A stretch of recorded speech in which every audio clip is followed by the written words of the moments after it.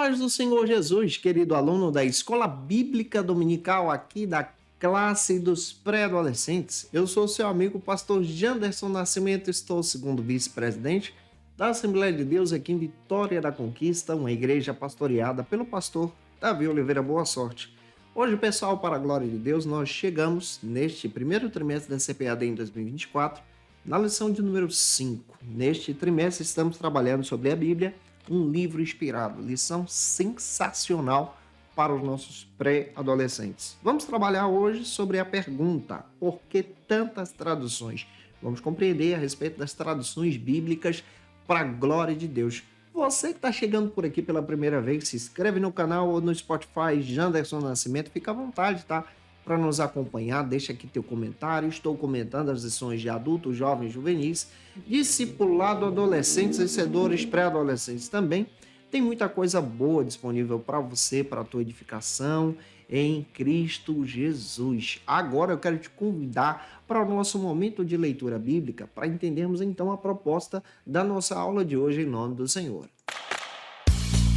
Agora, na Escola Bíblica, vamos para o momento de leitura da Palavra de Deus. Hoje nós chegamos na lição de número 5 aqui da classe dos pré-adolescentes. Nesse trimestre estamos trabalhando sobre o tema A Bíblia é um livro inspirado. Lembrando a você que essa lição já foi comentada em 2022, só que na classe dos adolescentes e pré-adolescentes, a CPAD sempre de 2 em 2 anos repete o tema das lições, porque se entende que o adolescente e o pré-adolescente fica nessa fase durante 2 anos.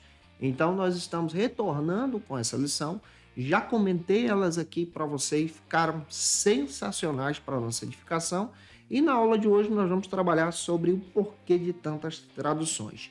Para você iniciar bem, leia as passagens bíblicas da própria edição. A primeira delas está em Gênesis capítulo 11, versículos 1 ao 9. Vale a pena você ler esse material.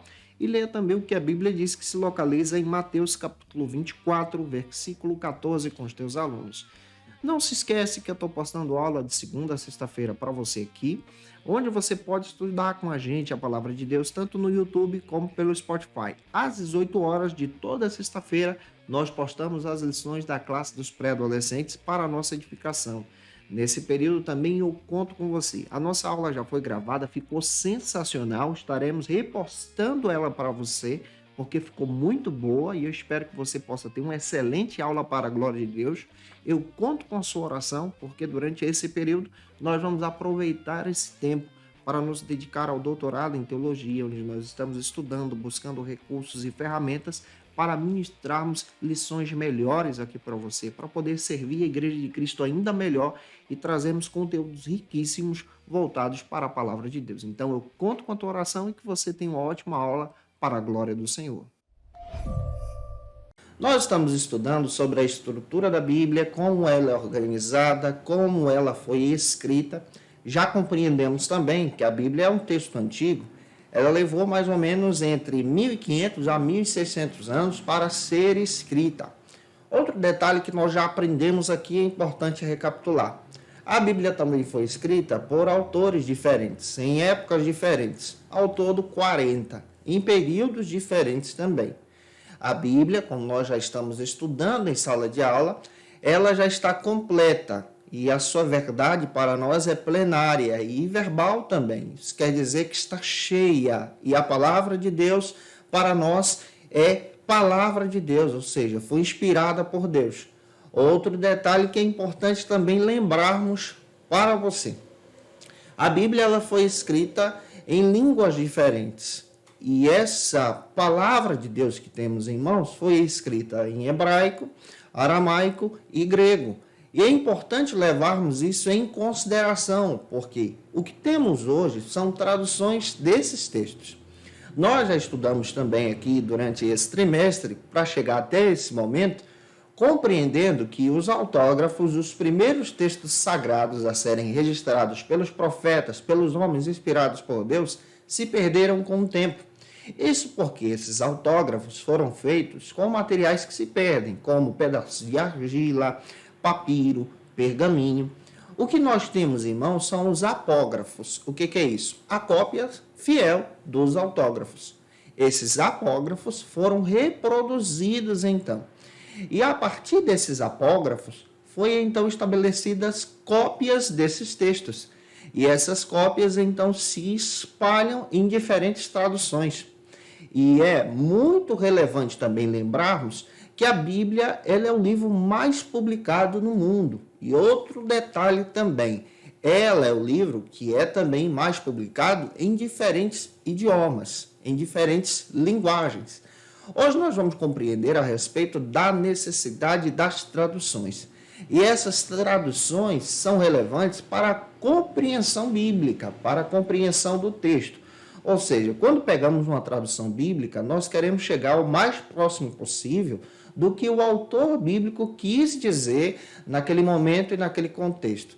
Isso porque existem algumas palavras na língua hebraica, no grego e até mesmo termos de aramaico que estão presentes na Bíblia que não são encontrados na nossa língua portuguesa.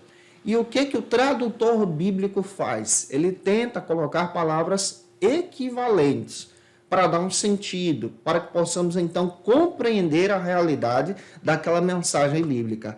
Eu espero que Deus hoje use você, falando a respeito das traduções bíblicas, e que você seja um instrumento para a glória de Deus, e que a palavra use você de uma forma muito especial. O primeiro ponto da aula de hoje trata sobre o seguinte assunto: a necessidade de traduções. É muito importante levarmos em consideração, já nesse primeiro ponto, que independente da tradução e da língua que a Bíblia está sendo traduzida, ela continua com autoridade. Ela continua tendo autoridade como palavra de Deus em qualquer idioma que ela for traduzido. É importante também entendermos que as traduções bíblicas partem da vontade de Deus, partem também do nosso mandato missional, ou seja, nós temos uma comissão a ser seguida. O próprio Jesus nos deu a ordem como igreja de ir por todo mundo, ensinando a respeito do Evangelho do Reino. Isso está escrito em Mateus capítulo 28, versículo 19. E Atos também, capítulo 1, versículo 8, onde há a referência que nós, como cristãos, devemos dar testemunhos de Jesus.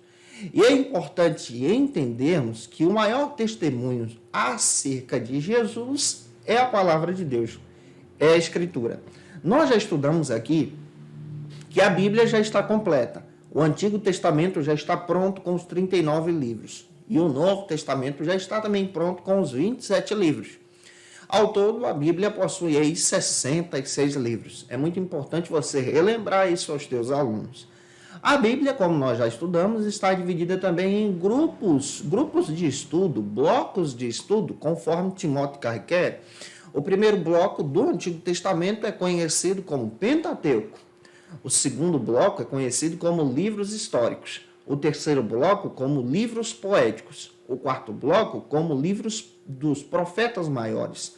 O quinto bloco como livro dos profetas menores. O Novo Testamento também possui 5 blocos. O primeiro bloco é conhecido como os Evangelhos. O segundo bloco é conhecido como o livro histórico, Atos dos Apóstolos. O terceiro bloco são as cartas de Paulo, que são 13 ao todo. O quarto bloco são as epístolas ou cartas gerais, universais. E o quinto bloco, conhecido como Revelação, onde está o livro de Apocalipse. Esses textos foram traduzidos e são traduzidos constantemente em diferentes idiomas para alcançar todos os povos, propagando a mensagem do reino, a mensagem de Jesus. Daí a importância das traduções. Essas traduções têm o objetivo de alcançar vidas, propagando a verdade do reino, o evangelho genuíno. O primeiro subtópico aqui da nossa lição trata sobre o seguinte assunto: os textos originais.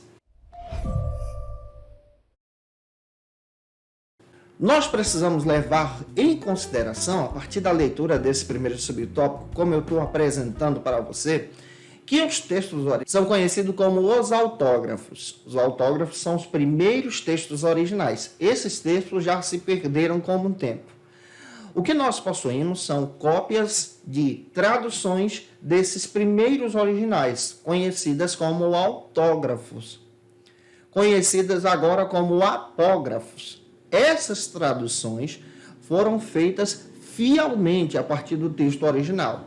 E essas cópias de cópias têm o objetivo, sim, de compartilhar o reino e a fidelidade da palavra de Deus. Essas cópias não perdem a autoridade de ser palavra de Deus, porque elas são feitas com responsabilidade e com fidelidade, seguindo o texto mais próximo do original.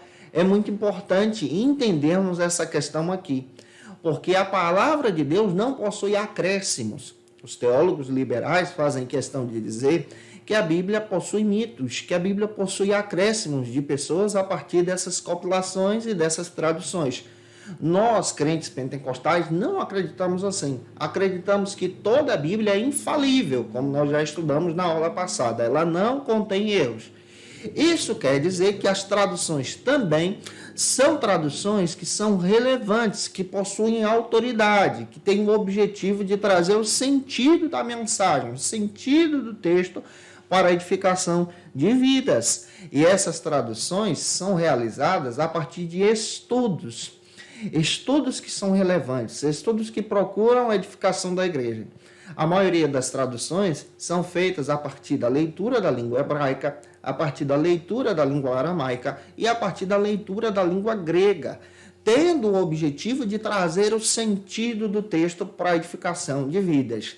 Eu espero estar te ajudando até aqui. Se eu estou te ajudando, comenta aí. Se tu conhece alguém que precisa assistir essa aula, manda esse vídeo para ele ou para ela. Avançando, o segundo subtópico do primeiro ponto trata sobre o seguinte assunto aqui na nossa EBD: a necessidade da interpretação. É muito importante observarmos a relevância que o autor da lição traz para a gente, que a Bíblia ela já está completa. A interpretação, ela traz para a gente esse sentido de entender o texto. Daí a importância de estudar a Bíblia, examinar a Escritura, examinar ela como palavra de Deus. Examinar ela também com as ferramentas corretas, as ferramentas que partem da hermenêutica em si, da exegese. E a interpretação bíblica para nós pentecostais é relevante, porque nós acreditamos na Bíblia como palavra de Deus. Para nós, ela é mensagem do Deus vivo, falando conosco. O texto bíblico, para a gente, ganha vida, ele tem vida a partir da leitura que fazemos do texto. Nós já estudamos também que a Bíblia, ela, ao mesmo tempo, é um livro humano, ela foi feita por homens, foi escrita por homens. Nós precisamos levar isso em consideração. Foi escrita em um período temporal distante, com seus distanciamentos. Mas, ao mesmo tempo, entendemos que a Bíblia ela é de Deus, ela é inspirada por Deus, ou seja, foi o Espírito de Deus que inspirou pessoas. O Espírito de Deus é o principal autor. Isso quer dizer que quando você lê o autor, o Espírito Santo está do teu lado e você vai entendendo o texto. É muito importante compreendermos também essa necessidade da interpretação para entender o que o autor quis dizer no seu momento. O Espírito Santo inspirou pessoas em momentos diferentes para uma mensagem específica. Daí a necessidade de entendermos, por exemplo, por que Paulo escreveu uma carta para os irmãos da igreja de Filipos, falando a respeito da sua alegria. Qual o contexto que ele está inserido aqui? Paulo estava preso, ele está dizendo que ele estava alegre pela fé desses irmãos. Por que Paulo escreveu uma mensagem repreendendo os irmãos de Corinto? O que está acontecendo lá? A igreja de Corinto estava tendo alguns problemas, e isso está presente na carta. Daí a necessidade da interpretação e investigação, olhando os versículos em detalhes, para compreender o contexto da época, para trazer, então, o significado daquele momento. E com esse significado, John Stott chega a dizer que aí nós precisamos construir a ponte entre os dois mundos. A ponte entre o mundo antigo e entender que aquela mensagem fez sentido em uma época e agora aquela mensagem, através do Espírito de Deus, se torna universal e ganha vida para a minha época também. Quando nós lemos Salmo 23, dizendo que o Senhor é o meu pastor e nada me faltará, nós precisamos entender quando foi que Davi escreveu isso. Por que ele está registrando isso? Qual é o sentido dessa palavra aqui? Quando entendemos o sentido, agora nós traçamos esse sentido para a gente. O que a partir dessa leitura eu posso agregar na minha vida para o meu crescimento em Jesus? Isso é interpretação. Eu espero que Deus use você. Avançando, se Deus está falando contigo, comenta aí. O segundo ponto trata sobre o seguinte assunto aqui na nossa EBD. A história das traduções. Nesse segundo ponto, vamos compreender agora sobre essa história das traduções. É importante entendermos que a primeira tradução a ser feita foi feita a partir da leitura só do Antigo Testamento. Só os textos do Antigo Testamento. Ou seja, só o nosso Antigo Testamento foi traduzido. Essa primeira tradução foi feita a partir da visão grega, ou seja, a partir do período interbíblico, para a tradução, então, da língua hebraica dos textos sagrados para a língua grega. Essa tradução ficou conhecida como a Septuaginta, ou a versão dos 70. Essa tradução foi feita exatamente pelo Império Grego com o objetivo agora de helenizar os judeus que têm um texto sagrado. E qual é a ferramenta que eles utilizaram para essa helenização? Para tornar fácil e acessível, então, a mensagem dos gregos entre os judeus. Foi traduzir o texto original, o texto dos judeus, o texto sagrado do hebraico para o grego. Isso facilitou muito. Então, a primeira tradução do Antigo Testamento foi conhecida como Septuaginta. Já a partir do Império Romano, os romanos, então, pegaram o texto sagrado e então traduziram esse texto na língua do Império, que era o latim. E a partir de então, esses textos passaram a ser conhecidos como Vulgata Latina. Essa é a versão, que é a Bíblia em latim, muito conhecida também pela Igreja Católica. Não sei se você já percebeu, mas algumas missas são realizadas por padres ainda na língua latina.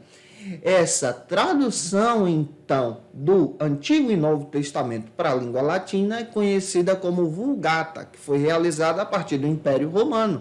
Essas são as primeiras tentativas de tradução. O primeiro subtópico trata sobre o seguinte assunto aqui na nossa EBD: as traduções em vários idiomas e a perseguição. Como línguas oficiais, então, da Igreja Romana ou a Igreja Católica, a Bíblia, então, passou a ser utilizada somente a partir da leitura da Septuaginta e da leitura principal da Vulgata Latina, a versão em latim da Bíblia. Porém, essas versões não eram acessíveis ao povo, não era acessível à população mais pobre. Foi a partir de 1380, com John Wycliffe, um teólogo da Universidade de Oxford, a primeira tentativa, então, de traduzir a Bíblia na linguagem do povo, para o inglês arcaico em si. Ele tentou traduzir esse texto, tanto do grego como da Vulgata Latina, para que chegasse agora ao povo, para que a população tivesse acesso. Porém, essa primeira tentativa foi perseguida. Anos mais tarde, surge então John Hus, que é seguidor de Wycliffe, em 1415, que é lançado na fogueira por ter essa ideia de traduzir a Bíblia na linguagem do povo. Ele é perseguido pela igreja porque ele tem esse pensamento no seu coração de traduzir a Bíblia na linguagem do povo. Em 1523, William Tyndale, ele foi perseguido, foi tido como herege por desafiar agora a igreja em traduzir a Bíblia também na linguagem do povo. Então você percebe que essa tentativa de tradução é uma tentativa que é perseguida, então. A própria Igreja Católica Romana, ela passa a perseguir aqueles que tentam traduzir a Bíblia agora na linguagem do povo. Mas o que consegue traduzir a Bíblia, então, na linguagem do povo e deixar lá acessível, é Martinho Lutero, a partir do seu desafio de estabelecer a reforma protestante. Lutero, então, consegue traduzir a Bíblia para o alemão, trazendo então uma facilidade de leitura, procurando produzir o texto acessível a todos, para que todos então pudessem ter acesso à palavra de Deus e acreditarem na salvação mediante a fé. Ele se levanta exatamente para combater as indulgências. Ele se levanta exatamente para combater aqueles que distorciam o texto sem trazer o acesso ao povo, sem que o povo conhecesse a verdade. Ele tem no seu coração o sentimento de traduzir a palavra para que essa palavra alcance vidas. Essas foram as primeiras tentativas de tradução do texto para que fosse acessível a todos. O segundo subtópico trata sobre o seguinte assunto: a Bíblia traduzida para o português. Tradução. A primeira pessoa a ser levantada por Deus para traduzir a Bíblia agora para a língua portuguesa foi João Ferreira de Almeida. Por isso que nós possuímos hoje diversas versões de João Ferreira de Almeida, que iniciou a tradução aos seus 16 anos. Eu acho isso lindo, porque ele, sendo adolescente, se colocou à disposição de Deus para traduzir a palavra na linguagem portuguesa, para que as pessoas pudessem ser alcançadas. Ele iniciou esse processo e ele faleceu em 1691, conseguindo traduzir até o texto de Ezequiel, capítulo 48, versículo 21. Depois, anos mais tarde, outras pessoas deram sequência ao seu trabalho e à sua obra, sendo concluída então em 1773. E é interessante que essa conclusão da palavra de Deus em português passa agora a ser relevante para nós. E essa Bíblia que nós possuímos, ela passou por desafios e agora nós temos ela em mãos para a glória de Deus. Eu espero estar te ajudando até aqui. Avançando, vamos agora para o último ponto da aula de hoje, o terceiro, que trata sobre o seguinte assunto aqui na nossa EBD: os novos desafios. Hoje, atualmente, nós temos desafios também de traduções. A Bíblia precisa alcançar outros povos e Deus tem levantado diversos missionários com esse objetivo e esse ministério de traduzir a Bíblia para alcançar pessoas. Você sabia que tem alguns idiomas e dialetos aqui no Brasil, em língua indígena, que ainda não possuímos nenhuma porção do Evangelho a ser traduzida na linguagem do povo para que a palavra de Deus seja acessível? A tradução, ela faz parte exatamente dessa propagação do Evangelho. E é o nosso papel como servos de Deus nos colocar à disposição para que todos então conheçam as verdades de Deus pela palavra. Eu espero que Deus use você. O primeiro subtópico trata sobre o seguinte assunto aqui no nosso terceiro ponto: há muitos povos a serem alcançados. A própria lição traz para a gente informação muito importante. Segundo o relatório da Aliança Global de Wycliffe, em 2020, há cerca de 1,5 bilhões de pessoas, falando cerca de 6.656 línguas, que não têm a Bíblia completa em sua primeira língua original, ou seja, na sua língua caseira, na sua língua nativa. Daí a importância da tradução bíblica na língua nativa do povo, para trazer sentido. E qual é o nosso papel em missão? Levar essa Bíblia para que as pessoas então tenham esse acesso. Por isso Deus pode chamar você, chamar o teu aluno, para poder realizar essa missão em Cristo de alcançar pessoas, para que a palavra de Deus possa ser acessível a outros povos. A China, por exemplo, a Bíblia ou qualquer porção da mensagem da palavra de Deus é proibida. Sites que falam a respeito do Evangelho passaram a ser proibidos, traduções bíblicas proibidas, e é uma perseguição terrível contra os cristãos. Por isso a importância de traduzirmos a palavra de Deus. Esse é um desafio.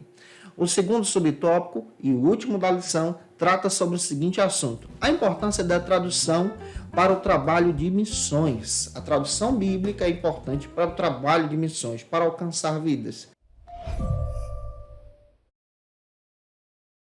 para alcançar pessoas. Porém, eu preciso destacar para você exatamente algumas questões que precisamos levantar a respeito da tradução. Quando uma tradução bíblica ela é relevante? Em primeiro lugar, nós precisamos entender a identidade e a capacidade dos tradutores. A tradução bíblica ela é relevante a partir da identidade de quem está traduzindo. Quem é que está traduzindo? É um especialista, ele se dedicou para isso, para realizar uma tradução relevante para a edificação de pessoas. Em segundo lugar, qual é o texto a ser utilizado para essa tradução? Ele está utilizando o texto da língua hebraica, da língua grega, para poder produzir essa tradução. E, em terceiro lugar, nós precisamos compreender qual é a filosofia da tradução. E aqui eu quero entrar em um detalhe. Você sabia que até na língua portuguesa nós temos diversas filosofias de tradução? É por isso que você encontra hoje diversas Bíblias em línguas diferentes, traduções diferentes até mesmo no português. Vamos explicar isso. Isso quer dizer a respeito da filosofia da tradução. Existe, por exemplo, as Bíblias que têm uma filosofia de tradução de equivalência formal. São as Bíblias que trazem uma linguagem mais arcaica, uma linguagem mais complexa. Que Bíblias são essas? Por exemplo, a Bíblia Almeida Revista e Corrigida, que é a CPAD, que nós pentecostais utilizamos, aquela Bíblia que tem a harpa cristã, por exemplo. É uma Bíblia que traz uma linguagem mais formal. Por exemplo, nessa Bíblia nós vamos encontrar "e Deus é caridade", mas em uma versão de equivalência dinâmica, nós entendemos que essa linguagem caridade é amor. Então, quando nós observamos isso, é uma linguagem mais complexa. Outro detalhe que você descobre também ao ler. Nessa Bíblia de equivalência formal, nós lemos o texto e encontramos as medidas de côvados, as medidas de baquise e se perguntamos, o que é isso então? Essas medidas são medidas antigas que precisam ter um significado agora para a gente. Em uma equivalência dinâmica, isso vai ficar mais fácil. Vou explicar já para você. A segunda Bíblia que você encontra de equivalência formal é a trinitariana ou a Bíblia conhecida como Almeida Revista Corrigida, agora Fiel. Essa Fiel, ela procura traduzir o texto original e esse texto agora, da maneira que é traduzido, é a maneira que nós vamos ler a palavra em si. A equivalência é fiel ao texto. Outra Bíblia que você também encontra é a Bíblia King James. A Bíblia King James é uma Bíblia que traz uma linguagem mais antiga. Outra Bíblia, a Bíblia Jerusalém. Essa Jerusalém ela é feita por padres e pastores e teólogos que têm o objetivo agora de trazer o sentido do texto mais no original. Por exemplo, você lê na Jerusalém algo que é bem interessante. Salmo 119, versículo 11. Lá está escrito assim: "E eu guardei as tuas promessas no meu coração para não pecar contra ti." O mesmo texto, na nossa linguagem de equivalência dinâmica, diz o seguinte: "Escondi a tua palavra no meu coração para não pecar contra ti." Só que lá está dizendo, eu guardei as tuas promessas. Isso se refere, por exemplo, ao povo judeu, que guarda as promessas desde Abraão, para poder permanecer fiel a Deus. Olha o sentido que traz o texto. É um sentido mais real a respeito do que o autor está querendo dizer. Essas Bíblias são utilizadas muito para a exegese do texto. Agora eu quero destacar para você as Bíblias de equivalência dinâmica, especialmente para você que é adolescente, são Bíblias que são mais fáceis de ler para a compreensão do texto. As Bíblias de equivalência dinâmica, elas são Bíblias que já trazem essa ideia, dinâmica, trazer um sentido do texto para a nossa linguagem. Uma Bíblia que eu gosto de utilizar muito para mim é a Bíblia NVI, Nova Versão Internacional. Isso por quê? Porque a linguagem dela é dinâmica, traz um sentido mais fácil. Quer ver? Você vai ler nessa Bíblia que as medidas que são citadas na formal, como, por exemplo, côvado, aqui para a gente já é uma medida em linguagem métrica. Então fica mais fácil. Por exemplo, e Noé construiu a arca que possuía tantos côvados, na linguagem formal. Na linguagem dinâmica da NVI, isso fica mais fácil. Como um exemplo, e Noé construiu a arca que possuía tantos metros. Olha como fica mais simples e mais fácil, uma dinâmica de compreender o texto. Davi desafiou Golias, na passagem bíblica, só um exemplo para você ter uma ideia, e Golias tinha tantos côvados. Aqui não, aqui é mais fácil. Golias possuía tantos metros. Olha como fica mais fácil a compreensão a respeito do texto. Eu gosto muito da NVI, a tradução dela é relevante, tanto do hebraico para o português, como também do grego para o português. Outra Bíblia que também está sendo utilizado muito agora na atualidade, especialmente para você que é adolescente, é a Bíblia Nova Versão Transformadora, conhecida como NVT. Ela é semelhante à NVI com algumas diferenças e é muito legal também. Outra Bíblia que é muito importante para você que é pré-adolescente, que quer estudar o texto, E às vezes ao ler a Bíblia você sente que a Bíblia tem uma linguagem cansativa. É porque você está utilizando a linguagem formal. Uma Bíblia que eu quero indicar para você é a NTLH, Bíblia na tradução linguagem de hoje. Vai ser muito mais fácil se você ler a Bíblia na linguagem de hoje. Então, querido professor, diga para o teu aluno pré-adolescente que a Bíblia linguagem de hoje é relevante para ele, vai ser legal para ele entender o texto, porque fala na linguagem do adolescente. Outra Bíblia que eu quero destacar também é a Almeida Revista Atualizada. Essa Bíblia passou a ser adotada também pela própria CPAD.